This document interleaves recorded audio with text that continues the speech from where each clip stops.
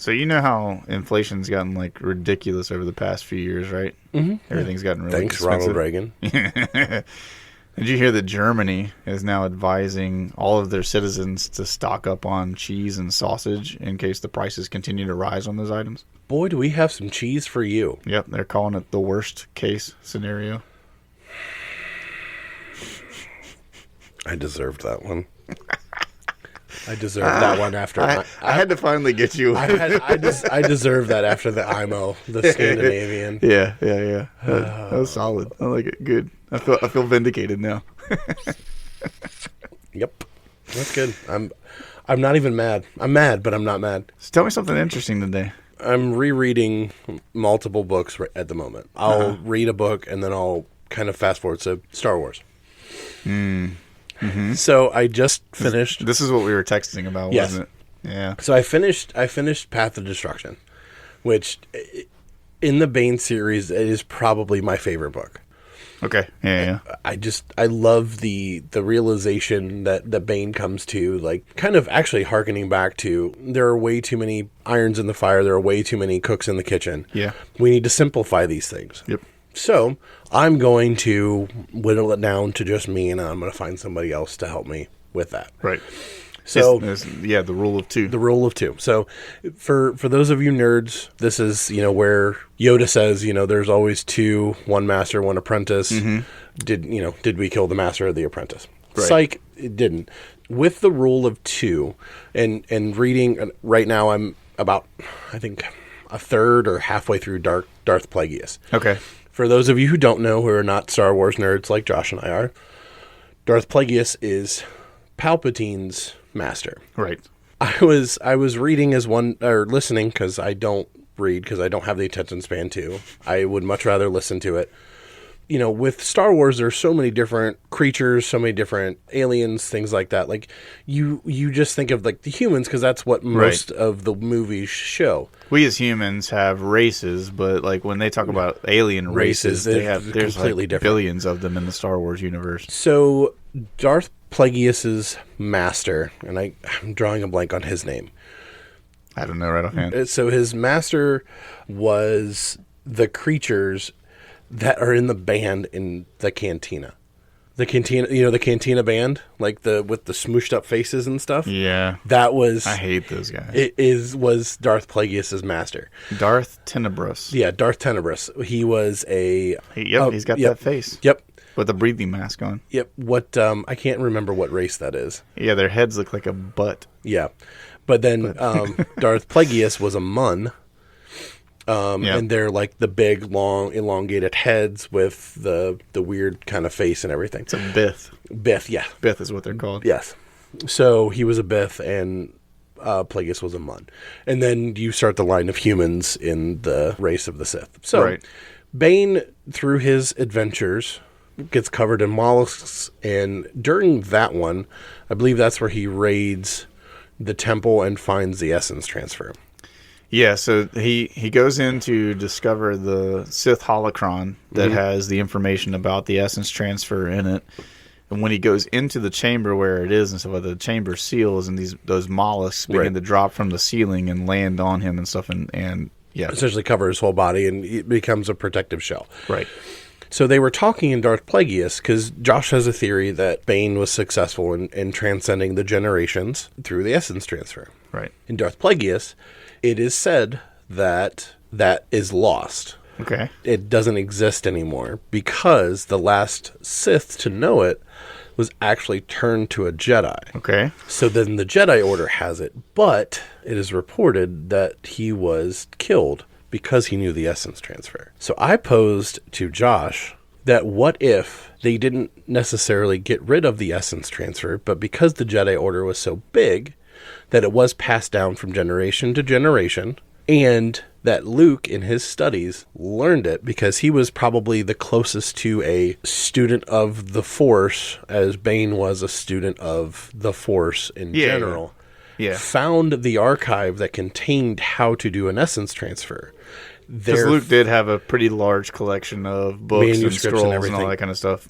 So it's not out of the realm of possibility, but Before he died, he actually essence transferred himself to Rey. Therefore, Rey is actually a Skywalker.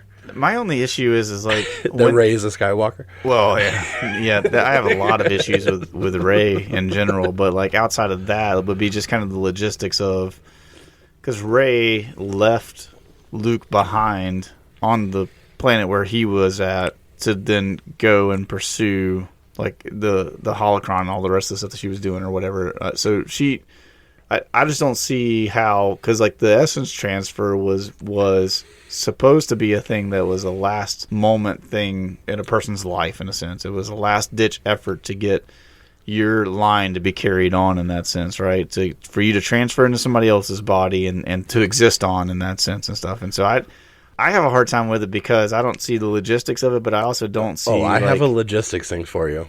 Okay.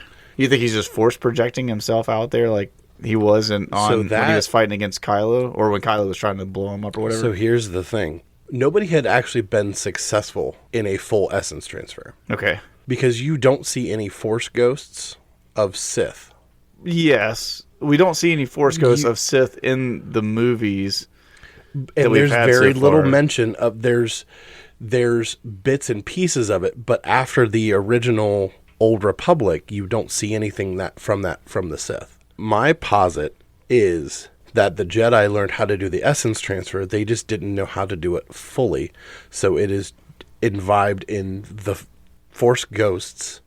But after the interaction, was it when Rey comes back, or because she comes back to get the lightsaber, doesn't she? And Luke appears to her as a Force ghost. I don't think that we have any interaction with Luke as a Force ghost after he dies in the second movie. No, we do, because he shows up at the very end. He's a Force ghost with all the rest of the Force ghosts of the Jedi Masters when Rey is doing her final scene with Palpatine and stuff. And I think that's when the essence transfer happens. Was in that moment? Mm-hmm. As a Force ghost, he does it? Yep. I don't know. I don't see it. Especially because there's no like change in her either. Like the thing that I told you about. What, with the tremors and the hands. Yeah, with Bane, because he had the hand tremors and stuff like that. And then the moment that he, at least what I believe, in the reading of the book, like what we're told in the book, because it would make sense. What's her name? Zara, or is it Xana? Xana. Yeah, like in the last moment, he like touches Xana. He dies, and then right after, at the end of the book, it basically says, like, you see her hand tremble. And then she clenches her fist, and it stops. Right. And same thing that Bane would do. Right. And so it's like, yeah, come on. Like, that's too on the nose, in a sense. And you don't see any of that in Rey. Like, there's no signification, in a sense, that, like, she had anything of, like, Luke's kind of characteristics or anything. Right. But I think her uncanny ability to control the Force without training lends to that credence, because that would. I have a whole issue with her ability to control the Force without training. The more that I read the books, the more I don't have an issue with that. Yeah. Well, we'll have to agree to disagree. I mean, because look at how many, like, because any person that ever became really capable in the Force in any way had training from people that were already incredibly powerful in the Force to show them how to tap into those different things. True. And I'm not saying that like people couldn't have a natural ability. Like Grogu shows a lot of like the natural ability in the Force without training and stuff. So I'm not saying that people can't use the Force in that sense. I just think that like to the level of stopping a ship in midair and Force lightning blowing up the ship because of your unwielding abilities in the Force. But that's the thing. It's because it's like that. It's that balance of the Force is okay. So there's okay. We're gonna get into this. We're doing this. We're doing this. So the Force is neither inherently good nor bad. Right.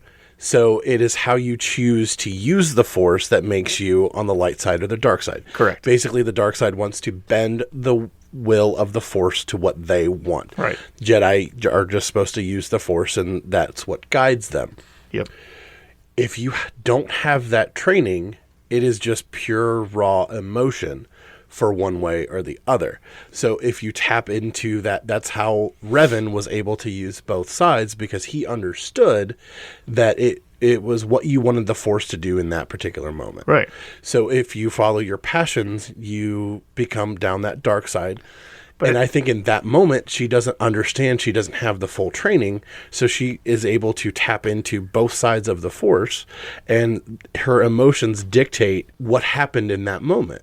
But I also see it from the perspective of, though, that it's yes, their emotions do play into it and stuff. That's why the Jedi are so on board of like no emotions, no attachments to people, that kind of stuff.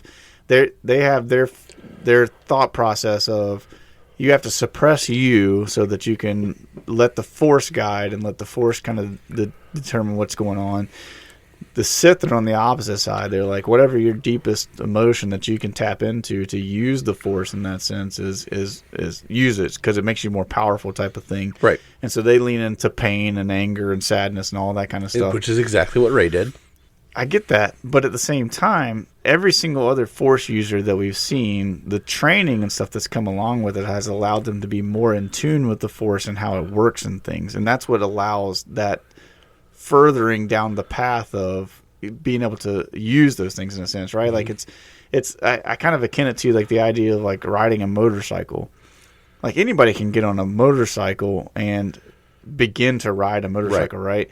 And so it's like if I get on there, and the reason why we start people out on smaller motorcycles is so that you don't have all this power to tap into, because you're going to get yourself in trouble. Right. You whiskey throttle the thing, and next thing you know, you're slammed into a fence or a telephone pole or whatever, that type of deal. And so I've always kind of like seen the Force as like that kind of idea of, the Force is in everything. It's all around them at all times in that sense, and can be tapped into. Now, figuring out why certain people are allowed to tap into the Force and others aren't, that's a whole thing that I would love to see more of. And it bugs me because I think they're going to have to dive deeper into the midichlorian thing in order to be able to do that, which is a whole nother like ball game. But I just see it from the perspective of, how can someone who has no knowledge of the Force be able to manipulate the Force in that sense? You see what I'm saying? Like, I completely, and because Rey is like, she has no clue, like, going into all this. She doesn't even know that she's Force sensitive when we first meet her. She has no clue about any of that stuff. Neither did Bane. Huh? Neither did Bane. So, but Bane had inclinations though, because he just knew something was different. Yeah, but he had things that he had seen, and then when somebody finally said, "Well, this is the Force," then he was like, "Oh, okay, now I can recognize it." And like I said, now he begins down the path of, now that I know what it is and that I can tap into it, I can go down this path of seeking more power in it, right? So he can dive deeper into it and stuff like that. Rey, at the point where she blows up the ship that she thinks that Chewbacca is on, she has no clue. And I have a problem with that. I don't see that as like, it would be a different thing if we had seen any other thing in the Star Wars universe where they were like, oh, there were just these, these individuals that showed up that were so powerful that they could do these things just at will on their sheer emotion and stuff like that with no training whatsoever. But that's not the picture that the rest of the universe paints. The rest of the Star Wars universe says, we find these people who have these small things that they're doing because they are Force sensitive, and then we train them so that they can understand what the Force is and dive deeper into it, and that's what makes the difference in them becoming more powerful in that sense. And she's this one anomaly along with Kylo Ren, because they're a dyad in the Force, which again, Kylo Ren was never a Sith, by the way. Oh yeah, I agree with that. But when it comes to like this idea of like her and Kylo and trying to figure out that part of it, because they made a massive deal over the fact that they were supposed to be this dyad in the Force, which were these two people who were created to be like kind of, the yin and yang of each other in a sense in the Force. When Kylo dies, so does Rey's dyad in the Force. Right. And so if Kylo's gone, then sorry, Rey, you're not as powerful as you once were anymore. Right. And so all that crumbles, but she continues to grow more powerful when she loses the one who's supposed to be her connection to more power in the Force. So I'm just like, the whole thing falls apart. AKA essence transfer. Anyway, so... so anyways, so do you have a would you rather, or do you want to kick this off? Yeah, I have a good would you rather for us today. So I told you before that when I was looking for Would You Rather questions, I came across a group of them from Cosmopolitan magazine. Yes. So some of them are obviously directly related to women more than men. As most things in Cosmo are. Like, tell me what the male opinion is from a female perspective, please. Do what now? Like like in Cosmo. Yeah, right. Yeah, here's how men think. Right. Even though I'm a woman. Written by a woman. Yeah, so I thought this one was really funny to ask for us being two men in this perspective. Would you rather have to wear a wedding dress or a bikini every single day of your life? Oh, bikini, hands down. Hands down. Like, that's not even a... But like, to be clear, that this is... You're not All the allowed time. anything else. This is what you want. 100%. 100%. 100%. That kills me. That's so good. What? Just the fact, like, no thought process of it. Yeah, just that 100%. you're just, I'm a bikini 100%. every single day. 100%. What about you, Josh? What would you do? I actually have a hard time with this. Part of me is going, I'm just going to get cold too often in the bikini. And so you just move somewhere that you're not going to get cold. I think that I'm with you. Unfortunately for the rest of the world around us, that I would rock a bikini more than a wedding dress. A wedding dress just seems cumbersome. Oh, yeah, for sure. And you might, like, you got to go to the bathroom. Oh, yeah. Like, well, Now, granted, like, number one is easier for us than women, like, but the number two is... Don't get me wrong, ladies. Like, you want to show off your figure, go off. But, like, why do they have to be so tight? Like, I don't understand. The dresses? Yeah. Be comfortable. Like, why do you wear heels all the time? Be comfortable. That's why one of the best things that they ever started doing was, like, where couples were going and changing when they got to their receptions. Like, taking off the wedding dress and the suit and putting on something more comfortable like, to hang out in. Like, that's a good idea. The ceremony in and of itself is the focal point. You do the ceremony, you do your pictures, and then just be comfortable with the reception. I hard to disagree. I think that the reception is the big thing nowadays. Well, I mean, people don't do the ceremony quite as much justice as I think that they maybe should.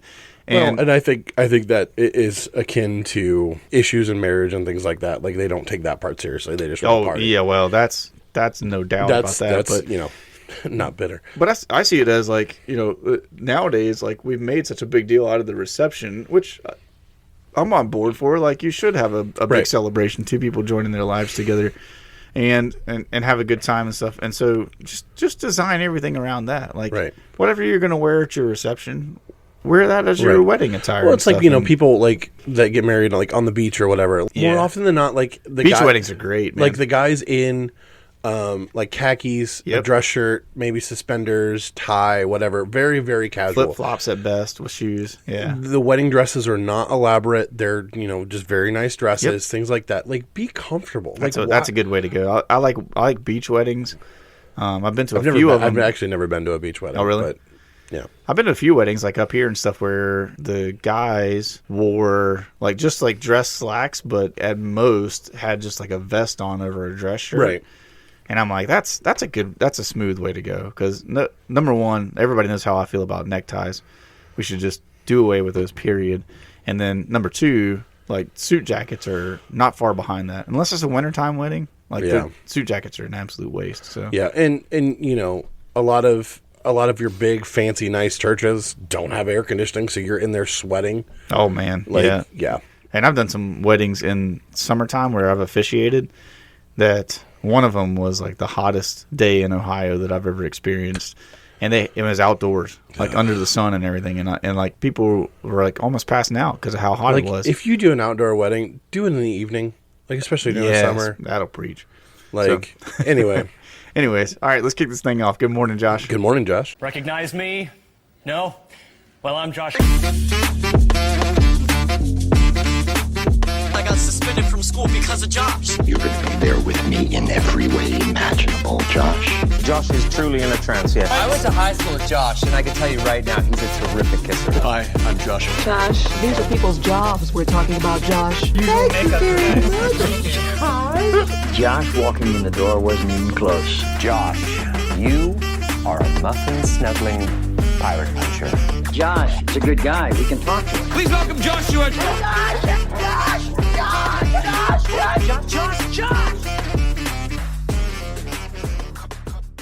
So, Josh, how do you feel about gaslighting? About gaslighting? Yeah. I'm a fan. Since, that's kind of what the whole purpose of me getting you riled up with the Star Wars topic Yeah, here today. So, Josh is just trying to spend an entire episode gaslighting me into things. well, I say that because have you ever gaslit yourself into doing something or not doing something? I know that I definitely have at some point in time. Where you're telling yourself like, oh, like I don't need to do this, like I shouldn't do this, I'm not going to do this, like, or no, I deserve, like you kind of give yourself those reasons, Yeah, but they're irrational reasons. recently I've been doing that with motorcycles, so yes, yeah, I totally know what that is. So gaslighting is just egging somebody on, pouring fuel on the fire. Fuel on the fire, baby. What do you know about the Cold War? I don't know a ton about the Cold War. I know kind of some of the basics of it in the sense that there's various different countries that have nuclear capabilities, that there's some tensions that arise because of different things that are going on in political atmospheres. And basically we have a bunch of different guys that are sitting around with their finger on the button, and everyone in the whole world is trying to talk things down. So it's this tension in a sense. The reason why they called it the Cold War is because nobody ever fired anything, in essence, right? But the majority of it was done through talking and through political, like, posturizing and all that kind of stuff. Exactly. So essentially, a brief summary. So this is me, I guess, using my knowledge from school because I was a poli-sci history major. Yeah. And this is one area that I absolutely loved is the Cold War. It kind of started with the movie. Have you ever heard or seen of the movie 13 Days? Yes. So that is about the Cuban Missile Crisis. I know of the movie. I don't think I've ever seen it. Basically, it just goes through the posturing that the U.S. and the Soviet Union, which are the two big players during the Cold War, they start building missile silos and missile launch points in Cuba for the Soviets with nuclear weapons, basically because there's a lot more of a direct path from Cuba to Washington than there is Moscow to Washington or Siberia to Washington without having to cross over the poles. Right. Much shorter flight plan, all that kind of stuff. Right, exactly. So they're posturing, and essentially we're playing international chicken with nuclear warheads. Yeah. Is what it always a fun game. Right, exactly. It harkens back to, if you could abolish one thing, what would you, and you said the nuclear capabilities and nuclear weapons, the things like invention that. of nuclear weapons. So this is going on from the end of World War II, occupation of Germany, occupation of Berlin, East-West Germany, East-West Berlin. Basically, the Soviets are like, this is mine. The U.S. is like, this is mine. We're going to run things this way. We're going to run things that way. Yep. Over time, you have posturing, you have exercises. So at this time, NATO comes around. In 1983, there's arguably the closest we've ever come to a nuclear war. Up until that point. Sweet baby Josh was 1 year old. Right. There was an annual exercise that NATO did. It's called Able Archer. Able Archer. Able Archer was basically an exercise simulating a nuclear war with ground troops, with everything like that. Yeah, because ground troops do a lot in a nuclear war. Right. Well, it kind of goes, like, I'll kind of go through the description of what leads up. Basically, it builds and builds and builds, and then it basically does the nuclear war not tendency, but the perpetuation of a nuclear war. Okay. Able Archer 83 was a major NATO military exercise conducted in November of 1983 during a particularly tense period in the Cold War, also towards the end of the Cold War, because I believe Berlin Wall came down in 86 or 89? I want to say it was 86. I could be wrong. Okay, that's what I thought too, but it's one of those things where it's like I overlooked that one right here. And it's like I said, it's widely considered. You were right, 1989. It was one of the closest moments the world ever came to nuclear war since the Cuban Missile Crisis in 1962. So we're talking about a 20-year span. So in a 20-year span, we're on, our third or fourth different president? Right. So this would have been Reagan. This happened during Reagan's administration. And this is not going to get political because I could get really political. Also, when all the birds disappeared. Yes, and were replaced with drones. Exactly. Up to this point, there were heightened tensions between the U.S. and Russia. For a brief history of all of this, Ronald Reagan was an actor. I always think of Back to the Future, where Marty goes back and he's like, who was president in 1985? Ronald Reagan? Ronald Reagan? The actor? Yeah. So it kind of goes through all of that kind of stuff. He avoided being drafted into the military because he was in Hollywood, but he kind of ended up in the military he did a lot of training videos, things like that. The U.S. military came to him, and he essentially became like an analyst type person for the war. Basically, he becomes governor of California, and then I'm the governor of California. the Sacramento. Yeah. And then he eventually is the one tabbed to unite the Republican Party because he's a familiar face, things like that. So he becomes president, and he becomes very hell-bent on pushing the narrative of fascism and communism and all of that stuff. The Russians are evil. He basically calls them, in a speech, the evil empire. Them's fighting words. Yeah, tensions are extremely high. That's kind of a little bit of a background thing. So Able Archer was an annual command post exercise, meaning it involved headquarters and staff, not a large number of troops on the ground, though it was part of a larger series of exercises called Autumn Forge. Okay. So it makes sense. It took place in the fall. Right. So basically, this was one of the most elaborate things I've ever heard of, read of.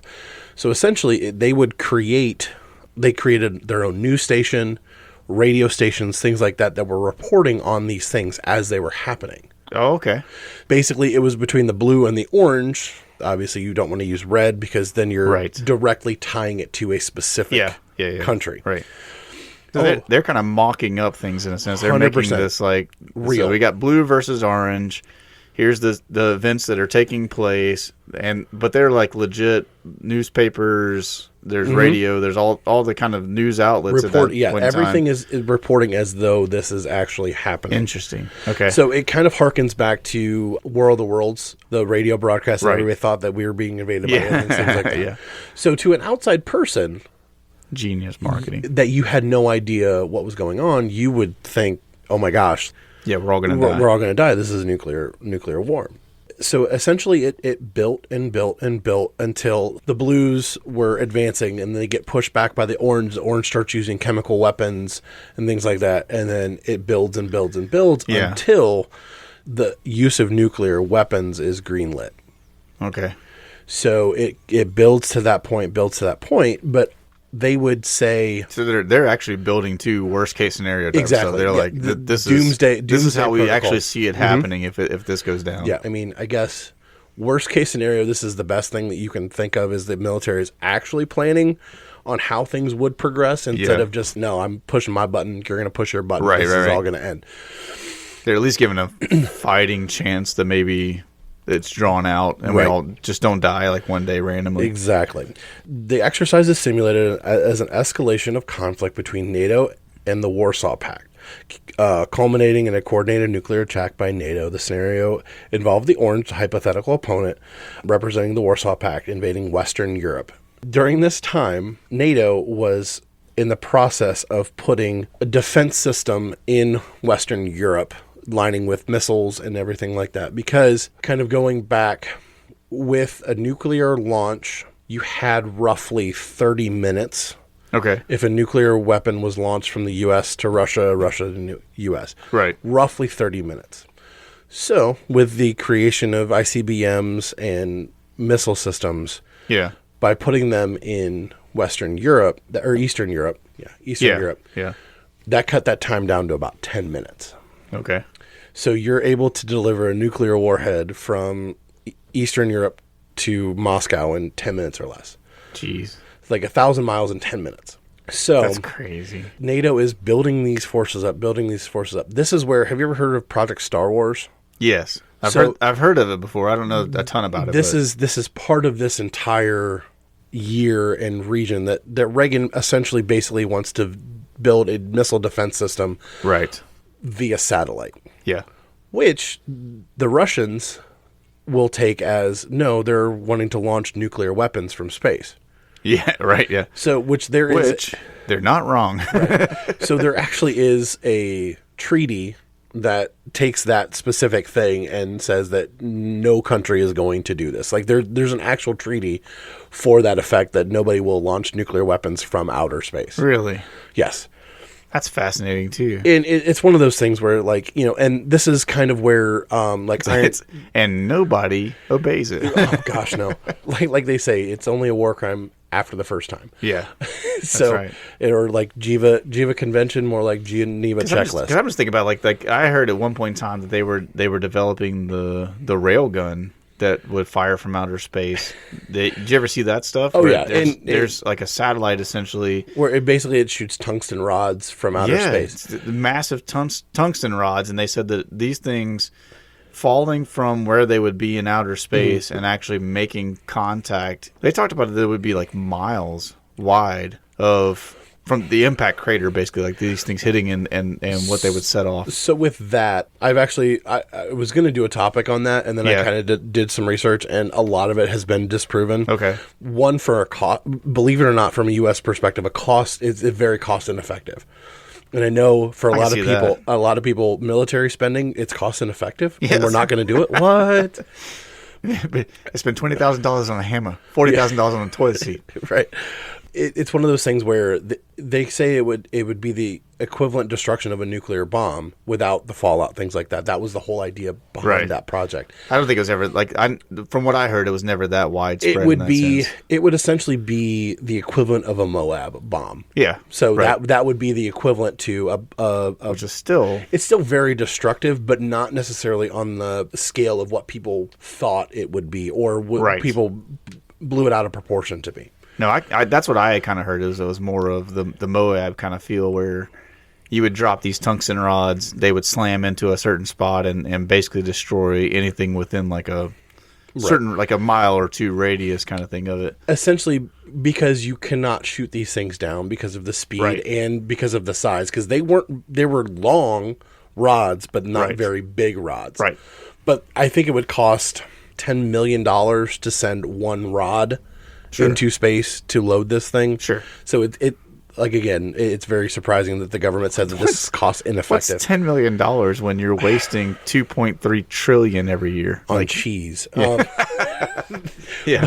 So back to this. Basically, the primary goal of this was to test the command and control procedures for NATO's nuclear forces, including nuclear weapons release procedures. So essentially, this is where the idea of like the football came about, like, you know, the briefcase with the launch codes, everything like that. One thing that I found out that I didn't know is a lot of times the president does have a person that comes behind him everywhere he goes with the nuclear football, just in case anything would ever happen. But essentially, the launch codes and everything are on his person. They're literally like in his pocket, like a credit card. Right. That is utterly terrifying. Especially considering some of the people that we've had in the White House. Like, the last two have been the worst. Yeah. One of them, I don't think could find his car keys if he wanted to, and the other one, I think, would press the button. Because he stubbed his toe. Yeah. So anyway. And we didn't say names. No. Not on either side. You can infer which ones we are talking about. Here's kind of a list of why 1983 was such an intense year leading up to this event. Because it was the prime example of political gaslighting across the board. Oh, we'll get to it. Oh, yeah. We'll get to it. So, some of the tensions include, like I said, President Reagan's evil empire speech. Like, this was an entire speech, basically calling can't just call people stuff like that can't. And not expect them to be tense. The Strategic Defense Initiative, which is Project Star Wars that we talked about. Right. Have you ever heard of Korean Air Flight's 007? Korean Air Flight 007? Yes. No. Essentially, during monitoring and things like that, like, obviously, every country in the world has surveillance. Yep. I forget where it was in Russia, but they were doing their surveillance. So when they do surveillance, you find like spy planes, you find signatures, things like that, where you will tag like, okay, this is a spy plane, this is a commercial jet. They are tracking the spy plane in Russia, and all of a sudden they see a second object. Their flight patterns cross. Okay. They don't have this one identified. They have the spy plane identified. When they cross paths, it loses that identification. Okay. In a split-second decision, they relabel the second object as the spy plane. Well, that second object is continuing into Soviet airspace. Okay. So the Soviet military scramble fighters Yep. and As one does. intercept this plane. They are not responding. They end up shooting down and killing, I think it was like 236 passengers on this plane because they relabeled it as a American spy plane. And it was a Korean It was a Korean typical passenger commercial flight. flight. Jeez. So the Russians deny that they shot this down. I was about to say, they're like, cover up, quick, cover up. To the point where the pilot who shot them down, they have him re-record cockpit voice logs with like different electronic devices to simulate Right. flight. That's crazy. So basically they're not admitting that they shot this plane down. They were like, oh, we were trying to help them out of Soviet airspace and blah, blah, blah, blah, blah. Right.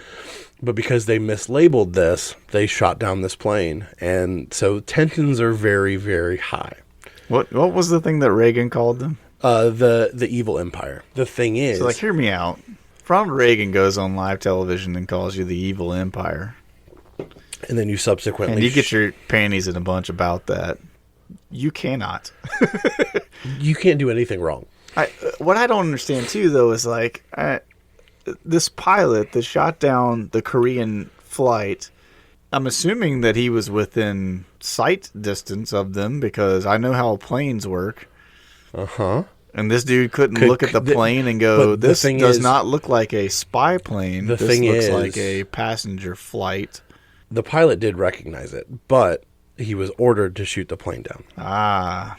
So it's even worse. Because I think it happened at night. So Sure.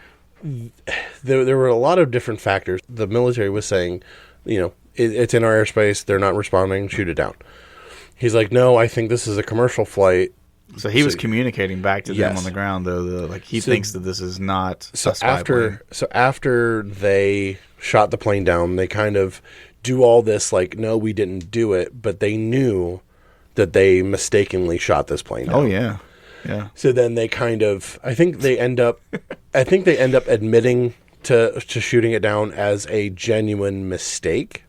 Mm-hmm. But it's like, is it I know there wasn't an intention, but continuing to perpetuate something. You know that it wasn't the intention for them to shoot down a passenger plane. Right. But at the same time... It was their intention to shoot down a plane because they thought it was a spy plane. Because you guys mislabeled something, and you have your pilot saying, I don't think that this is a spy plane. This looks something else. My thing about it is like, okay, even if it is a spy plane, you now have eyes on. Mm-hmm. You have the capability of following this plane to see where it goes. And on top of all of this, if it's not carrying bombs and ordnances, because you can clearly see those on most planes, unless it has, because it's not like it has a cargo hold underneath the bottom that's going to open up and just drop some massive bomb on Russia. And so if it's not a threat, you follow the plane and see where it goes and what it does. And when it lands, then you can at least ask questions and go, who are you? Who sent you? All this kind of stuff.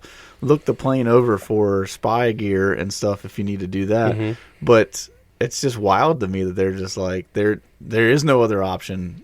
There's a plane in our airspace. Blow it to bits. Right. Gosh. The other thing is, spy planes don't operate like normal planes, obviously. Right. There's no markings on them. There's no lights. Like when they're in their spying, they're doing everything they can to not be seen. Radio silent, no lights identifying features. Right. It had the typical everything. Green, red lights, tail light, all of that stuff, and they still labeling on the side to say Korean Air or whatever. Right. Yeah. I mean, they didn't get that close because they wanted to keep their distance to, create deniability, things like that, which makes sense. So they were within missile range. But especially at that point in time, every major airline, their markings were pretty vibrant. Right. Not over in the top, 80s, but yeah. But that's when they were like the average, nowadays, I would say that the labeling of airplanes for most major companies is more subdued now than it was in the 80s and 90s. Yeah, 80s and 90s was like the bulk of like the crazy advertising of we're using loud colors, we're using like big graphics in a sense to make sure that everybody knows who we are, what we're doing, type of thing. And so if Korea was in lines of that just seems wild to me that they would like clearly the guy could probably see.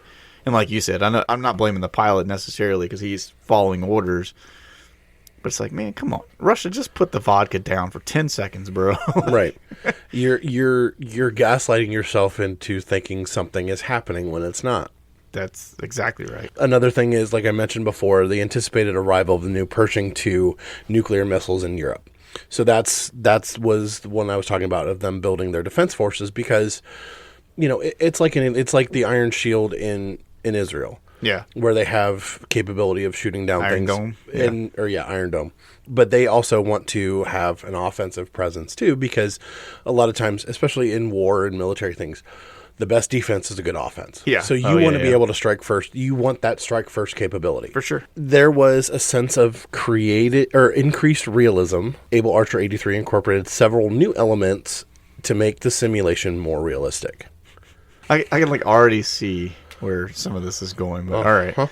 Yeah, so they're ramping things up, making things more realistic, so like giving everybody a real sense of what could happen. Yeah. Which again, like I said before, is very, very good when you know what's going on. Right.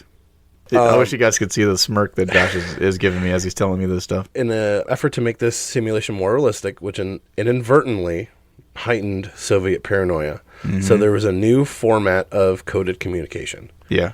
On their communications, they would say, Able Archer, exercise, exercise, exercise. So that's their trigger words. Sure. But if you're an outside source listening in, what does exercise mean? Like, what does you establish a pattern of everything saying exercise, exercise, exercise. Right, and that's very much in the vein of like nowadays when like if a country is doing some kind of military quote unquote exercise, that's the terminology that everybody uses now for like that's what Putin said before all the junk started with Ukraine. Right. Is they were moving troops into places and getting things ready to start a war, and everybody else is going, hey, looks like you guys are getting ready to start a war. Right. And he goes, no, these are just exercises. This is what we're doing, just exercises. So this kind of goes back to fears of the Soviets with Germany. Right. Because under the guise of an exercise, they invaded parts of Russia. Yep. So they're already... Their tensions are heightened because it is a large scale, because NATO is a huge organization of multiple countries joining together, running these exercises, and now there's a history of countries saying, well, this is just a military exercise. Right, exactly. And you're supposed to just be okay with it. And Russia, hey, look, love them, hate them, disagree with them, whatever. Russia is sitting there going, okay, you guys are saying exercise, exercise, exercise, and we're hearing invasion, invasion, or nuclear invasion, which is the exercise, wilder. exercise will come back into play here in a little bit. Okay. So there was also periods of radio silence. Part of the exercise was that this is all happening in Europe. The United States is not involved yet. Yeah. Part of that was they were... So it's kind of like World War I and II, how things started off, and then... So essentially, the U.S. comes in under radio silence. So it's basically one of those things where we're not a participant, we are all of a sudden a participant. Right. So we're a big-time participant. Underneath radio silence. Yeah. The other thing that increased was in October of 83, the U.S. invades Grenada. Yeah. During this whole... Grenada, but... Grenada. I'm joking. I don't know how to say it correctly. Yeah. They invade Grenada during the lead up to all of this. Jeez. So a lot of puzzle pieces are coming together that shouldn't fit together, but they are fitting very, very nicely together for Russian paranoia and Russian gaslighting themselves into a perpetual nuclear war. Which seems to be an MO for Russia. ever since World War One. Right. So periods of radio silence are participations of the heads of government. So the actual heads of the government, except for Reagan. Reagan did not participate in this. He was asleep. So He was asleep. he was notorious My for boy taking, Reagan. Let's he was go. notorious for taking naps and stuff like that. Nice. And then the movement of imaginary forces into high alert. So DEFCON 1, DEFCON 2, DEFCON 3. All of this is being announced over because you have normal military radio exercise, but here's because what's you have happening normal military communications, Right. and you know what militaries do? They spy on one another. Yeah. So Russians were picking up the transmissions. They're listening in. They're listening in. They're taking. hearing, oh, they're at DEFCON 12 and a half, whatever it is now. There's also reports of airplanes loading nuclear ordinances. Yeah. From good, airstrips. Good. That's what you want. Yep. So this is all on the NATO side. We're going to flip over to the Russian side. Okay.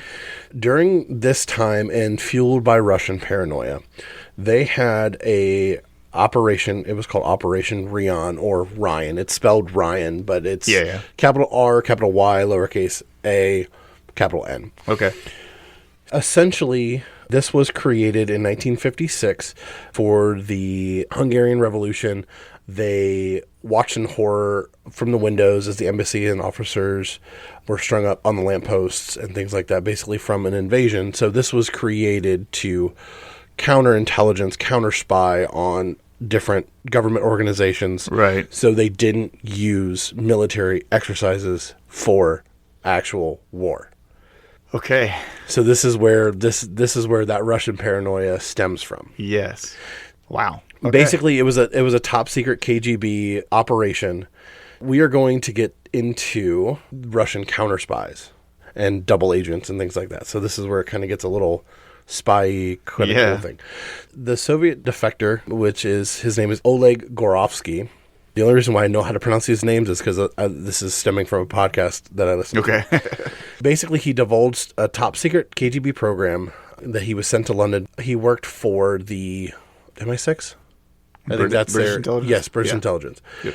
Gordevsky was a high-ranking KGB officer who worked as a double agent for the British intelligence MI6. So he was actively passing information to the West during the period of Able Archer. Okay. So his reports, in particular after his defection in 1985, provided crucial insights of the genuine Soviet fear. So basically, he was reporting back that Russia was... He's in Russia. He's kind of getting the feel from everybody there of what they're hearing from Able Archer. He basically intercepted he got a transmission while he was working in London. Oh, okay. For MI6. Gotcha.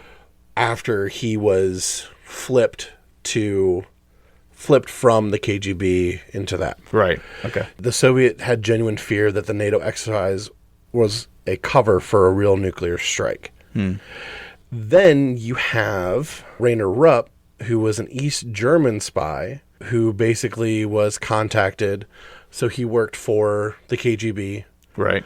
But got in he met a girl who was a secretary for NATO, got in as a language professor into NATO, and was transmitting stuff from NATO. Literally in his office, had a camera built into his umbrella, and was taking pictures of stuff from NATO and sending it back to Russia. Jeez. Do you want to hear how insane he was? He literally was doing this while the door was open. He pushed a file cabinet up next to the door. Right. So as soon as it would, he would know. Oh, he would start to push his stuff away. Like he was doing this all out in the open. That's crazy. So you have these two spies that are basically kind of going back and forth. Mm-hmm. Remember how I said, exercise, exercise, exercise? Right. So there was a time when there was, I think the exact quote was, "You are authorized for the use of nuclear weapons." Okay. You are authorized for the use of nuclear weapons. Notice what I did not say. Yeah. You didn't say this is just an exercise type of thing. Exercise. Okay. So you are authorized for the use of nuclear weapons. So then Russia started scrambling fighters. Russia started preparing for nuclear weapons. Yeah. Man. They're like finger on the button, just waiting type of thing. And pretty much. During the same time, one of the radar operators noticed what appeared to be a launch detection. Oh, okay. So during all of better. At the same time this is going on, Yeah. it was reported that their alarms were going off. Missile launch detected. Missile launch detected. Missile launch detected. He reset the alarm. It still It kept went going off again. It went off again. He Jeez made the Louise. choice to attribute it to a satellite malfunction. Really? Going forward in time, So this one guy saved the entire world, basically. he did, because there was a satellite malfunction. It was basically sunlight reflecting off of clouds that reported a false Like flash launch. for the... Yes. Dude. Mm-hmm.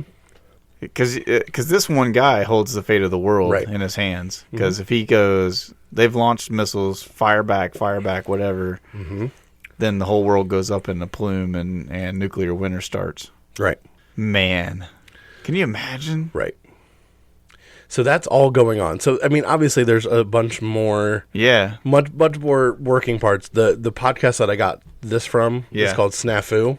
Okay. It's Ed Helms does it. Right. So like Hangover. Like, yeah. It's comedy kind of stuff Yeah. mixed into it. Too. I forget what other one he was in with Jennifer Aniston on the road trip. Yeah, they take the RV down yeah. to whatever. Yeah. This was their first episode, or their first season was talking about this. Okay. I was about to say, because it seems like there's a lot more to this. Oh, yeah. So maybe something that we have to revisit. Well, what if I told you that none of this might have actually happened? Okay. That would be interesting. Yeah. So what if I told you that this might have actually never happened? That none of the reports out of Russia were true? That would seem... none of the reports out of Russia, meaning like the way that the Russians were perceiving and interacting with things and all this kind of stuff were true. Mm-hmm. That would be kind of mind-melting to a degree. There were investigations done, and there were, through different Freedom of Information Act... Yeah. The reports from the U.S. and Russian sources Yeah. completely differ. So you're saying that there's a chance that, in essence, all of this was U.S. made up, and that what we think was actually the Cold War in that sense was not the Cold War? No, not that. Okay. Remember our two double agents, Orlovsky and Rupp? Yeah. There is substantial evidence that they fabricated a lot of this stuff. Really? From the Russian side. That's crazy. Because Orlovsky was found out to be a double agent. Right. So he's trying to cover his butt. He's basically using this as a ploy to save his family out of Russia. So he got found out after this all happened. Right. He was found out that he was a double agent. So by the time they recalled him from London back to Moscow, then recalled his family there. Right. So he was basically awaiting them to see, because they were reported that because there was a mole in the CIA. Okay. There was a Russian mole in the CIA that found Orlovsky out. Right. So he's basically awaiting. There's a week period of time where he is back in Moscow. He actually escapes. Okay. Through his handlers. I forget where his handlers were actually from, but he goes on this grand old adventure to escape Moscow. He basically comes outside. He gives them a signal. They acknowledge it back. He jumps in the trunk of a car.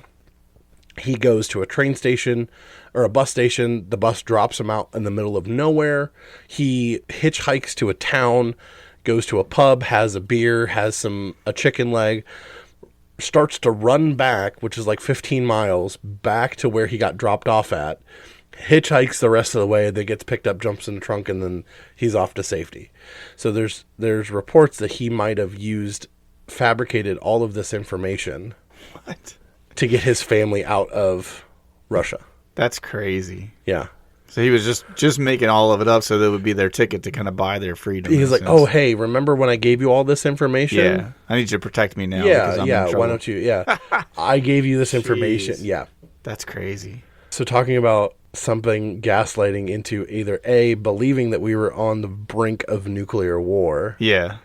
or gaslighting a country to save your family because you were a spy. That's crazy. That's really nutty. We'll have to talk some more about this in the future. Man. Yeah, I mean, there's like I said, That's there's good. a lot more. That this is just the surface level. Yeah, scratching the surface. Yeah. Of it. Have you ever heard or seen of the movie War Games? Yes, I've heard of it. I don't know. I can't remember if I've seen War Games or not.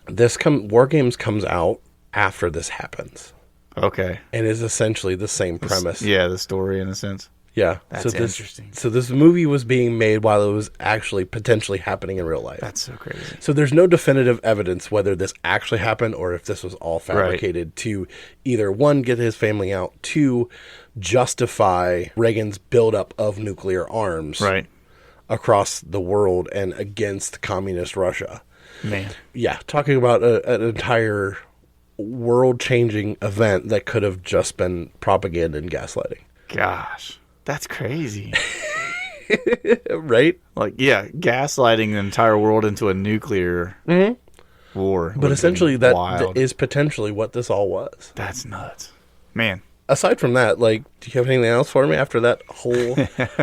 I do have one, like, really quick thing I wanted to ask you about. We talked about last episode. I told you about the Great Emu War. Yeah. And we were in Australia. Mm-hmm. We know that Australia is basically like Hades on Earth, right? Yeah. That everything's trying to kill you. It's hot. It's dry. Everybody's there a criminal. That's only partially a joke. That's not entirely true because that's how Australia was basically founded right? It was and a prison. populated. Yeah. It was a prison. Island. Yeah. Giant spiders, giant snakes, Giant everything. freaking kangaroos everywhere. Lots of things to be worried about in Australia, not the least of which is wild brush fires. Okay.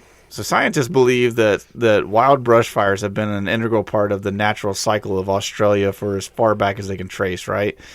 Here's a staggering number for you that I looked up to deal with this story. Okay. That I'm just going to tell you a fascinating thing here in a second, and this will be the end of it. But a staggering number for you. Fire services in Australia respond to between 45,000 and 60,000 brush fires in Australia every year.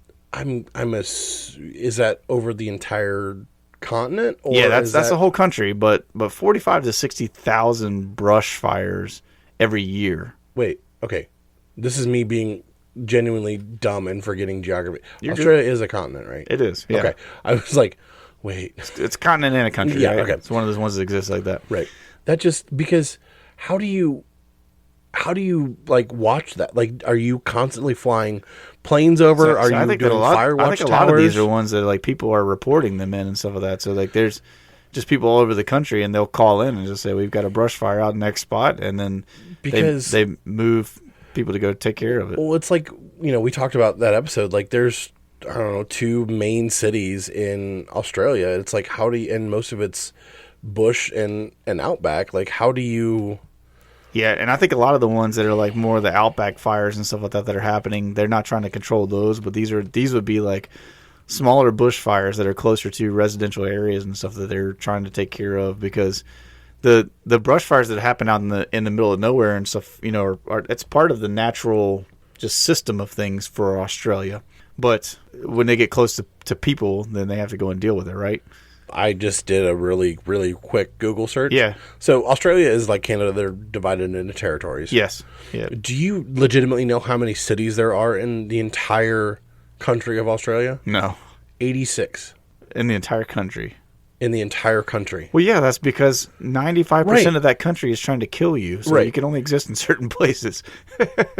Oh, I guess. Okay, so like the most populated cities are Australia, Sydney, Melbourne, Brisbane, Perth. I was going to say, Adelaide, I did know Canberra, about Perth. Hobart, and Darwin. Like, Yeah. so Sydney has the largest with 4,627,000 people. Right. So, like I said, Australia is not a small continent. No. So as you can imagine, right, like with these wildfires, they have an impact on everything. But I discovered something unique that happens in the midst of these fires, which is actually the thing that I wanted to tell you about. Oh, that wasn't okay. No. So the number of wildfires is crazy, right? Did you know that Australia has some things called the Australian firebirds?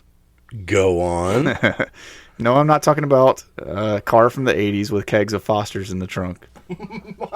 These are actual birds. There are 3 different species of birds in Australia that make up what's called the firebirds. It is the black kite, the whistling kite, and the brown falcon. They have all earned this title of firebirds because they use these brush fires that we just talked about, 45 to 60,000 of them a year, right? They use these brush fires to their advantage to hunt. Now, what I don't mean is that these birds watch the brush fire edges and simply swoop down and catch rodents and stuff as they run away from the fire. Do they cause the fires? These birds actually pick up flaming branches and use them to either drop into brush in certain areas and start new fires, or they will actually take these sticks, grab them from the end that's not on fire, and drag them along the ground to create fire lanes so that they actually funnel rodents and smaller animals that are their prey into channels and into areas where they can easily go down and swoop them up and start gobbling them up. That's crazy. Yeah, so they're like these. That's amazing. They're these incredibly intelligent, like large breeds of bird that are using a natural occurrence of these wildfires to their advantage to hunt. That's so cool. Well, I mean, you hear about like the wildfires and stuff, like the trees and stuff and the flowers that only populate after wildfires and things like that. Like here in America, we have like a lot. There's like a lot of places. The Croatan National Forest is down in the coastal area where my parents used to live at. And they have like a natural burning that goes on every so many years and stuff that burns out all the underbrush because there's certain, like you said, certain vegetation and certain animals that only come about after that stuff's been burned up. Nature's cool and scary at the same time. Nature's amazing. But when I heard the term firebirds, and I was like, you know, I'm thinking the car, all that kind of stuff. I started looking into it, and I'm like, oh, these are like legit birds that start fires in certain areas so they can hunt down their prey. So let's tell the people what we want them to do. Exactly. Make sure you go on to whatever platform you are listening to this on, or I guess watching on YouTube, because it would just have a static image of our logo. Yeah. If you're staring at our logo right now and listening to this, give us ideas for cool logos. Yeah. But make sure you give us a 5-star rating, not because we're conceited. I mean, a little bit, but if you give us a 5-star rating, one, that helps us know what we're doing right. If you think that we're doing something wrong, still give us that 5-star, and we can help to correct what we're not doing right. Tell us what we're doing wrong so we can fix it. But with that 5-star rating, it helps to push us out to people who might not hear this podcast. We appreciate each and every one of you that listen, but we'd like to have some new listeners, get some new perspectives on topics and things like that. The more the merrier. And make sure you go onto all of our social media pages. We would love for you to take an opportunity to interact with the posts that we put up on there throughout the week. Josh does different posts based on the topics that we talked about in the show. And I usually put one up at the beginning of the week to let you know that the new episode's coming out and all that good stuff. And so, as you see any of those posts, you can feel free to jump in, make your comments about the different things that we've talked about, give us the answers to the questions that we ask you. Because, I mean, just like the hypothetical question that we did at the beginning of this episode, you can take the time to answer that one if you would like to. And we would love to see what your answers to it are. Would you rather wear a wedding dress or a bikini all day, every day? Yep, that's your only option. But also, when you leave us comments at the end of every month, we're committed to reading those comments and kind of discussing them while we record. Yep. And it makes a really cool episode. And, there might be an episode that you've already listened to that may have spurned some comments. So you'll be hearing this, and let us know what you want us to talk about at the end of this month. Yeah, that'd be great. We'd love to discuss your comments and stuff like that. And then, so our next episode will be a comments episode, and then the next one after that, we will be diving into another cryptid of the month. And so we look forward to doing those with you guys. Otherwise, we hope that you guys have a great week this week. Enjoy your time and make sure that you do something fun while you go and laugh a little bit along with us. Otherwise, we will see you in the next episode. Bye.